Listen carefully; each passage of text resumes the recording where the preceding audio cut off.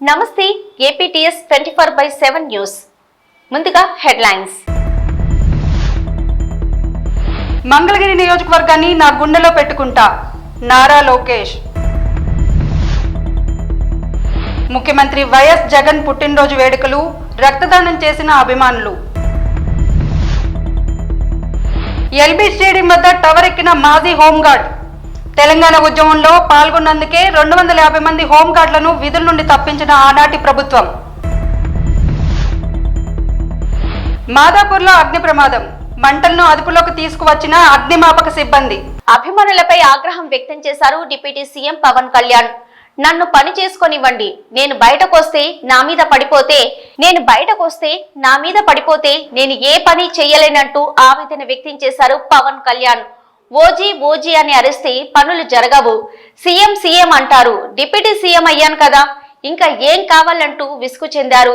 సినిమాల మోజులో పడి హీరోలకు జేజేలు కొట్టి మీ జీవితంలో బాధ్యతలు మర్చిపోతున్నారని మాట్లాడితే మీసం తిప్పు అంటారు. నేను మీసం తిప్పుతానో చాతులు కొట్టుకుంటానో పనులు జరగవన్నారు AP deputy CM Pawan Kalyan. అంటే నా కోరిక ఒకటేనంటే నన్ను పని చేసుకునేవాడిని. మీరు నా మీద పడిపోతే రోడ్డు వేసారు, ఇందాక అడుగుతా ఉన్నా, రోడ్డు వేద్దామంటే కనిపించలేరు, మీ అందరూ దండం పెడతాను బాబు, నాకు రోడ్డు చూడండి ఇవ్వండి అని. ఓజీ అంట. లేదంటే అన్న ఇదివరకు సీఎం అయిన వాళ్ళు ఇంకా పోలా, డిప్యూటీ సీఎం గారు సరిపోతాను, ఆనందించాను. ఇంకా అవి కాకుండా నేను అనేది ఏంటంటే యువతకు కానీ, ఆడపడుచులకు కానీ, పెద్దలకు కానీ, నేను వచ్చి మీకు నన్ను పని చేస్తే మీ భవిష్యత్తుకి మంచిది. నన్ను చుట్టుముట్టారనుకోండి, పని చేయాలి కదా.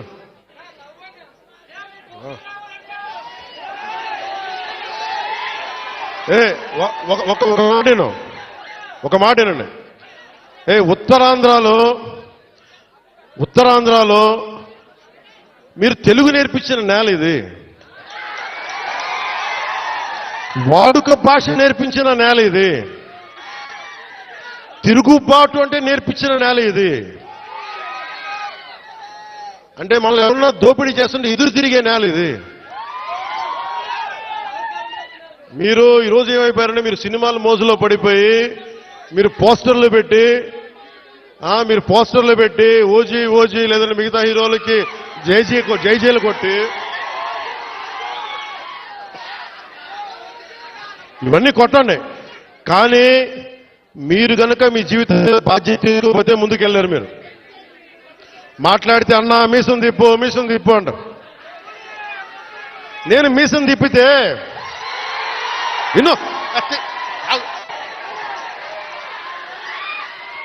మీసం తిప్పితే రోడ్లు పడవు, అర్థమైందా? నేను ఛాతీ కొట్టుకుంటే రోడ్లు పడవు. నేను వెళ్ళి ప్రధానమంత్రి గారికి దండం పెట్టి ముఖ్యమంత్రి గారి దృష్టికి ఆ సమస్య తీసుకెళ్తే రోడ్లు పడతాయి. అందుకని మీసాలు తిప్పడాలు, ఛాతీలు కొట్టుకోవడాలు నాకు చేతగావు. పని చేయడం తెలుసు, నాకు పని చేయనివన్నాను. అందుకని మీ అందరికీ మరోమారు ధన్యవాదాలు చెప్పుకుంటూ, మంగళగిరి నియోజకవర్గాన్ని నా గుండెల్లో పెట్టుకుని కాపాడుకునే బాధ్యత నాది. మీ అండతోనే క్యాబినెట్ లో పోరాడగలుగుతున్నా. 100 పడకల హాస్పిటల్ మన మంగళగిరి ప్రజల కళ. ఇప్పటికే క్యాబినెట్ ఆమోదం పొందింది. త్వరలోనే పనులు ప్రారంభిస్తున్నామని ప్రకటించారు ఆంధ్రప్రదేశ్ మంత్రి నారా లోకేష్.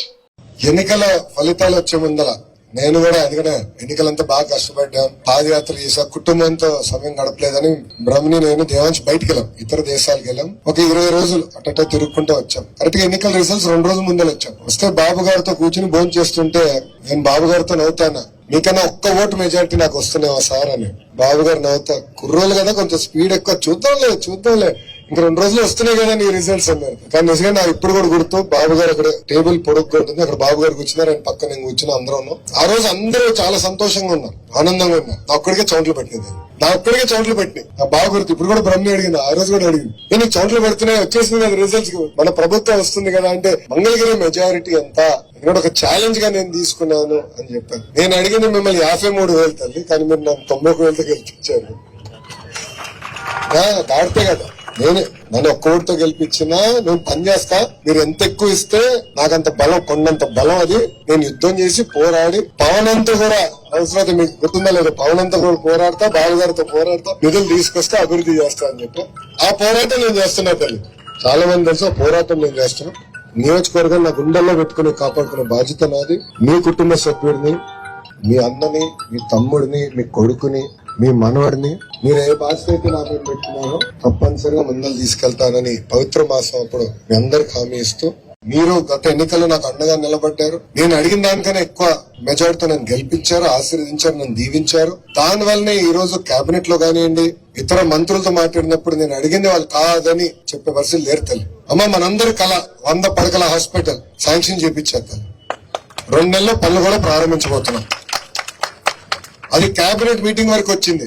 కేబినెట్ మీటింగ్ వరకు వస్తే ఒక సీనియర్ మినిస్టర్ గారు మంగళగిరి గారు సార్ అప్రూవ్డ్ సార్ అన్నారు. నేను అడగాల్సిన అవసరం కూడా రాలా, ఎందుకంటే మీరు అట్లా ఆశీర్వదించారు, మెజారిటీ ఇచ్చింది. అది ఈ రోజు ఎవరు అడిగే పరిస్థితి లేరు. మంగళగిరి అంటే చేయాలి అనేది వాళ్ళకి అర్థమైంది. మీరు ఏదైతే బాధ్యత నా పైన పెట్టారో ఈ పవిత్ర మాసం అప్పుడు మళ్ళీ హామీ ఇస్తున్నా, ఏ బాధ్యత అయితే నా పైన పెట్టారో తూచా తప్పకుండా అమలు చేసి మళ్ళీ నేను మీ దగ్గరికి వస్తానని ఈ సభాముఖం తెలుపుకుంటూ సీఎం చంద్రబాబు మరోసారి తన మానవత్వం చాటుకున్నారు. తనకు జీవనోపాధి కల్పించాలని కోరిన దివ్యాంగుడికి వెంటనే కొత్త ఆటో, రేషన్ కార్డు మంజూరు చేయాలని ఆదేశించారు. వేదిక మీద దివ్యాంగుడి మాటలు విని చలించిపోయి ఎలక్ట్రిక్ ఆటో, రేషన్ కార్డు ఇప్పించాలని అధికారులను ఆదేశించారు ఆంధ్రప్రదేశ్ ముఖ్యమంత్రి చంద్రబాబు. నేను ఎప్పుడూ అనుకోలేదండి ముఖ్యమంత్రి గారితో ఇలా నేరుగా మాట్లాడతానని, నా సమస్య చెప్పుకుంటానని ఎప్పుడు అనుకోలేదు. సార్ చెప్పారు ఈ 5 ఏళ్లుగా నవ్వుతున్న మొహాలు ఎప్పుడు చూడలేదని చెప్పారు. కానీ నేను చూశాను సార్, నవ్వుతున్న మొహాలు నేను చూశాను. ఎక్కడంటే మన పాస్బుక్ల పైన జగన్ గారు నవ్వుతుంటే చూశా. ఆయన పలకలేసుకున్నారు కదా రోడ్ల పైన, వాటిపైన ఆయన నవ్వుతుంటే చూశా. శవాల దగ్గరికి వెళ్ళి నవ్వుతాడు కదా, అది చూసా నేను. ఆ నవ్వు మొహాలు నేను ఖచ్చితంగా చూశాను సార్. మిగతా వాళ్ళు నిజంగానే నేను ఇప్పుడు చూస్తున్నా ఇక్కడ. అయితే సార్ నా సమస్య వచ్చేసి నాకు రేషన్ కార్డు కావాలి సార్, తర్వాత హ్యాండిక్యాప్డ్ సర్టిఫికేట్ లేదు సార్. నేను వచ్చేసి మన జగన్ గారు ఉన్నారు కదా, ఆయన అభిమానితో నేను శపథం చేశాను, మా బాబు గారు వచ్చా కంపల్సరీగా నాకు ఇప్పిస్తారు రేషన్ కార్డు, నాకు ఖచ్చితంగా హ్యాండిక్యాప్డ్ సర్టిఫికేట్ కూడా వచ్చిందని నేను చెప్పాను సార్. ఆ విషయం మీతో ఒకసారి మాట్లాడుతాను. నేను ఆటో తోలుతాను సార్, రోజుకి 350 రూపాయలు రెంట్ సార్. రోడ్డు మీద వెళ్తుంటే నాకు కనిపించింది సార్ ఇక్కడ మీరు వస్తున్నారని చెప్పేసి. మీతో మాట్లాడితే నా సమస్య ప్రాబ్లం సాల్వ్ అవుతుందని చెప్పి నేను వచ్చాను సార్ ఇక్కడికి. నీకు ఆటో ఏది మామూలు ఆటో ఉందా? ఆటో తోలుతాను సార్ నేను, రెంట్కి సార్. అది రెంట్కి తీసుకుని నీకు ఆటో కొనిస్తాను, ఎలక్ట్రికల్ ఆటో కొనుక్కో. ఓకే, రేషన్ కార్డు ఇచ్చి ఎలక్ట్రికల్ ఆటో ఇప్పించండి ఇమ్మీడియట్గా. ఆ పేరు రాసుకొని ఇప్పించండి, నేను ఇప్పిస్తాను. నువ్వు నీ కుటుంబాన్ని చూసుకొని జాగ్రత్తగా. ఓకే. తాము అధికారంలోకి వచ్చిన నాటి నుంచి ధాన్యం కొనుగోలు చేసిన 24 గంటల్లోనే రైతులకు డబ్బులు అందజేస్తున్నామని ముఖ్యమంత్రి నారా చంద్రబాబు నాయుడు వెల్లడించారు. ఒకరోజు ముందుగానే రైతులకు ధాన్యం డబ్బులు ఇస్తే మరింత సంతోషిస్తారు. అందుకే రైతు సేవా కేంద్రాల్లో ధాన్యం తేమ శాతం పరిశీలించిన అనంతరం మిల్లుకు చేరిన వెంటనే రైతుల అకౌంట్లలో డబ్బులు వేసే అంశాన్ని కూడా పరిశీలిస్తున్నట్లు తెలిపారు ముఖ్యమంత్రి చంద్రబాబు. నేడు మాజీ ముఖ్యమంత్రి వైఎస్ జగన్ పుట్టినరోజు సందర్భంగా తాడేపల్లిలో వైఎస్ఆర్ పార్టీ కార్యాలయంలో పుట్టినరోజు వేడుకలను ఘనంగా నిర్వహించారు. అలాగే రక్తదాన శిబిరం ఏర్పాటు చేశారు. పలువురు రక్తదానం చేశారు. కార్యక్రమానికి సజ్జల రామకృష్ణారెడ్డి, ఇతర వైసీపీ నాయకులు పాల్గొన్నారు. అదేవిధంగా మాజీ మంత్రివర్యులు మన వెల్లంపల్లి శ్రీనివాస్ గారిని, అదేవిధంగా మాజీ ఎమ్మెల్యే చింతల రామచంద్రారెడ్డి గారిని, మేయర్ని, మన ఎమ్మెల్సీ వీళ్ళందరినీ కూడాను స్టేజ్ మీదకి రావాలి. పుత్తా ప్రతాప్ రెడ్డి గారు అందరు కూడా ఎక్కడున్నారు, దయచేసి అందరు కూడా ఖాళీ చేయమ్మా. ఈరోజు మనందరికీ పండగ రోజు. మనమంటే ఇక్కడ ఉండే వాళ్ళం కాదు, రాష్ట్రంలోనూ ఉభయ తెలుగు రాష్ట్రాల్లోనూ అలాగే దేశమంతటా విదేశాల్లో ఉన్న కోట్లాది మంది ప్రజలకు, వైఎస్ఆర్ అభిమానులకు, జగన్మోహన్ రెడ్డి గారి అభిమానులకు కూడా ఈరోజు పండగ దినం. ఈరోజు మన జగనన్న పుట్టినరోజు. జగనన్న అనగానే జగన్మోహన్ రెడ్డి గారు అంత పెద్ద పేరు అక్కర్లేకుండా మన ఇంట్లో మనిషిలాగా కనిపించే మన జగనన్న, ఆయన పుట్టినరోజు మనకు పండగ రోజు. ఎందుకంటే ఆయన మన అందరికీ లక్షలాది మంది వైఎస్ఆర్సీపీ కార్యకర్తలకు, అలాగే కోట్లాది మంది అభిమానులకు గుండె ధైర్యం, గుండె చప్పుడు, ఒక ఆత్మస్థైర్యం. పార్టీగా రూపం దిద్దుకోవడానికి ముందు నుంచి కూడా ఒక విలువలకు కట్టుబడిన నాయకుడిగా, ఒక నిబద్ధతతో రాజకీయాలు చేసే నాయకుడిగా తన ప్రస్థానం మొదలుపెట్టిన జగన్మోహన్ రెడ్డి గారు కేవలం 10 ఏళ్లలోనే ఒక విజనరీగా తాను ఏది అనుకుంటున్నాడో అది చేసి చూపించగలిగిన దీశాలిగా, ఒక మంచి పరిపాలకుడుగా, జనరంజకుడుగా కూడా దేశమంతటా కూడా పేరు తెచ్చుకున్నారు. దానికి తార్కాణం మనం 5 ఏళ్ల పాలన, 19 నుంచి 24 మధ్య. దానికి ముందు అధికారంలోకి రావడానికి ముందు ఏదో లాటరీలో తగిలినట్టు కాదు ఆయనకి ఇచ్చింది. ఆయన మాట కట్టుబడే నాయకుడుగా జనం మెచ్చారు కాబట్టి ఆయన ఇచ్చే హామీ నిలబెట్టుకుంటారు, నిలబెట్టుకోలేని హామీని ఇవ్వరు అని తెలిసిన జనం హక్కున చేర్చుకొని 2019లో అఖండమైన మెజారిటీతో ఆశీస్సులు అందించారు మన వైఎస్ఆర్సీపీకి, జగన్మోహన్ రెడ్డి గారికి. ఆ విధంగా ఏర్పాటైన ప్రభుత్వం ఏర్పాటైన రోజు నుంచే పొల్లు పోకుండా 100కు 100% హామీలు, ఇంకా ప్రోగ్రెస్ కార్డులో వేసుకోవాలంటే 99.5%, అవి కూడా ఖచ్చితంగా 0.5%తో సహా చెప్పగలిగేట్టు బహుశా దేశ చరిత్రలోనే ఏ రాజకీయ నాయకుడు, ఇంతవరకు ఏ రాజకీయ పార్టీ కూడా పట్టుదలగా ఎన్నికల హామీలను ఫుల్ఫిల్ చేశారు. ఇంకా చెప్పనివి ఎన్నో చేశారు. ఇంతగా మనం అవి ఒట్టి హామీలు కాదు, ఏదో ఉచిత బస్సు ప్రయాణాలు, 2 గ్యాస్ సిలిండర్లు, ఇంకొకటి ఇస్తున్నట్టు ఫ్రీ పీస్ అంటాం, తాయిలాల్లాగా వేసేసి ఓట్ల కోసం వేసేవి కాదు. పేదల జీవితాల్లో మేలి మార్పులు తీసుకొచ్చి వాళ్ళ కాళ్ళ మీద వాళ్ళు నిలబడేటట్టు, ఆ కుటుంబాలు తమ కాళ్ళ మీద తాము నిలబడి ఒక ఆత్మగౌరవంతో తమ పిల్లల భవిష్యత్తుకు బాటలు వేసే రకంగా తమ కుటుంబాలను తాము తీర్చిదిద్దుకునేలాగా వాళ్లకు బాసటగా నిలబడి చేయూతనిచ్చి నడిపిన ప్రభుత్వం మనది. ఎల్బీ స్టేడియం వద్ద టవర్ ఎక్కిన మాజీ హోంగార్డు. ఉమ్మడి రాష్ట్రంలో అన్యాయంగా 250 మంది హోంగార్డులను తొలగించడం వల్ల ఉద్యోగం కోల్పోయిన ఓ హోంగార్డ్ టవర్ ఎక్కి తన నిరసన తెలిపాడు. ఉమ్మడి రాష్ట్రంగా ఉన్నప్పుడు 10 సంవత్సరాలు అన్ని డిపార్ట్మెంట్లలో విధులు నిర్వహించామని తెలిపారు. తెలంగాణ ఉద్యమంలో పాల్గొన్నామని, అప్పటి ప్రభుత్వం మాపై కక్షగట్టి విధుల నుంచి తొలగించారని వివరించారు. మా అందరికీ గుర్తింపుగా certificates, bank accounts, health cards ఉన్నాయని తెలిపారు. అధికారంలోకి రాగానే తామందరినీ విధుల్లోకి తీసుకుంటామని హామీ ఇచ్చిన ముఖ్యమంత్రి రేవంత్ రెడ్డి సంవత్సరం గడుస్తున్నా మమ్మల్ని పట్టించుకోవడం లేదని ఆవేదన వ్యక్తం చేశారు. తమ గురించి అసెంబ్లీలో చర్చించి తొలగించిన 250 మంది హోం గార్డులను విధుల్లోకి తీసుకొని తమను ఆదుకోవాలని ఆంజనేయులు డిమాండ్ చేశాడు. రోడ్డున పడ్డ తమ జీవితాలను ఆదుకోవాలని టవర్ ఎక్కాడు మాజీ హోంగార్డు ఆంజనేయులు. గతంలో నగరంలోని పలు పోలీస్ స్టేషన్లలో విధులు నిర్వహించాడు ఆంజనేయులు.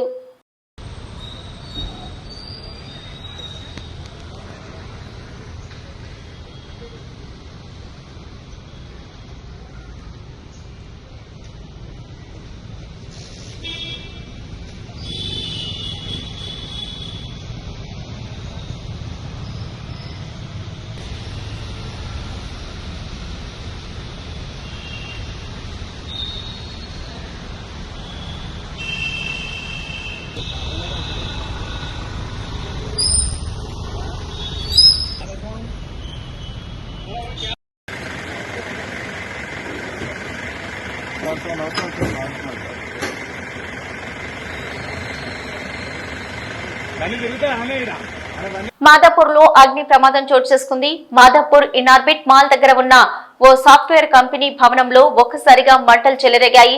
ఘటనా స్థలికి చేరుకున్న అగ్నిమాపక సిబ్బంది మంటలను అదుపులోకి తీసుకొచ్చారు. అగ్ని ప్రమాదానికి గల కారణాలు ఇంకా తెలియాల్సి ఉంది.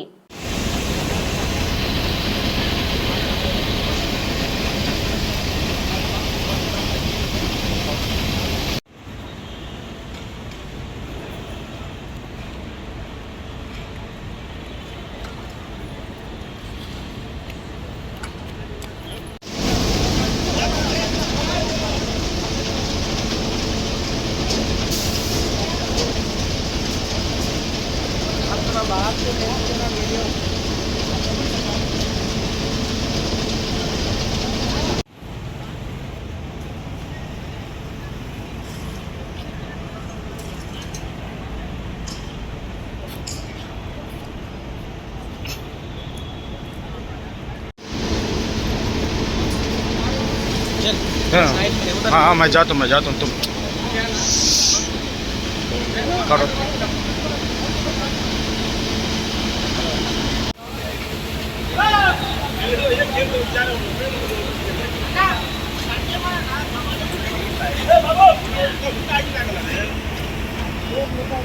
పెద్దపల్లి జిల్లా కేంద్రంలోని 12వ వార్డు కౌన్సిలర్ నాంసాని సురేష్ బాబు మురుగు కాలువలోకి దిగి వినూత్న రీతిలో నిరసన చేపట్టారు. 12వ వార్డులోని ఎల్లమ్మ చెరువు కట్ట వద్ద నూతనంగా నిర్మిస్తున్న బీటీ రోడ్డు పక్కన డ్రైనేజీ నిర్మించాలని కౌన్సిలర్ సురేష్ బాబు డిమాండ్ చేశారు.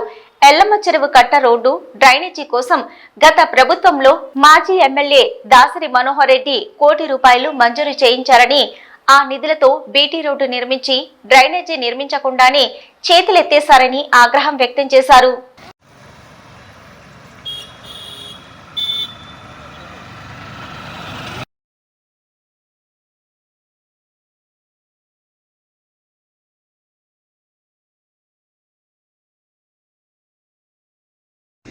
పన్నెండవ వార్డులో డ్రైనేజ్ వ్యవస్థ చాలా అస్తవ్యస్తంగా ఉన్నది.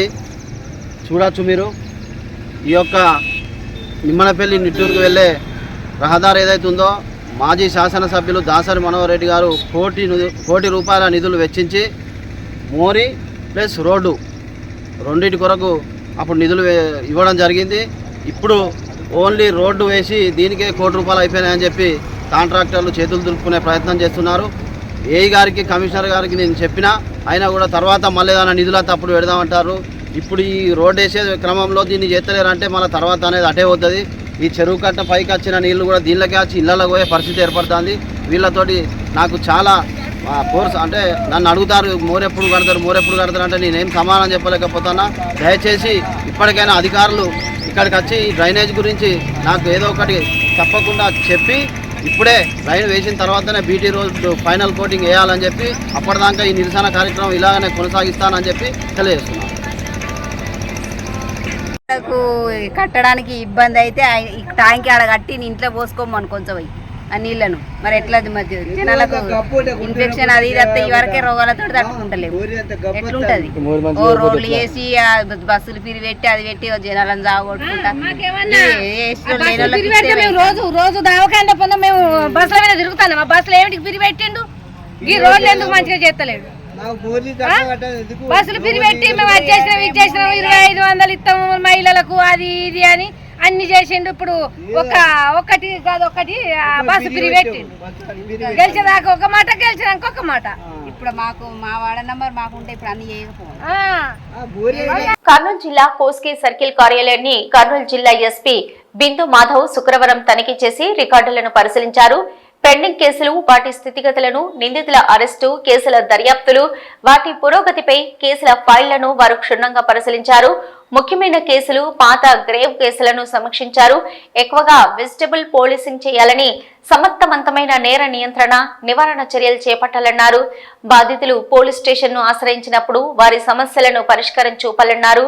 కోస్గి సర్కిల్ కార్యాలయం పరిసరాలను పరిశీలించి సంతృప్తి వ్యక్తం చేశారు. అనంతరం సర్కిల్ కార్యాలయంలో మొక్కలు నాటారు. సైబర్ నేరాలపై, మహిళా చట్టాలపై, నూతన చట్టాలపై ప్రతి గ్రామానికి వెళ్లి ప్రజలకు అవగాహన చేయాలన్నారు. ఈ కార్యక్రమంలో Yemmiganur DSP Upendrababu, SP CI Prasad, CI Gunasekhar Babu, Kosgi CI Manjunath, Kosgi SI Chandramohan, Pedda Kadubur SI Niranjan Reddy మరియు పోలీస్ సిబ్బంది పాల్గొన్నారు.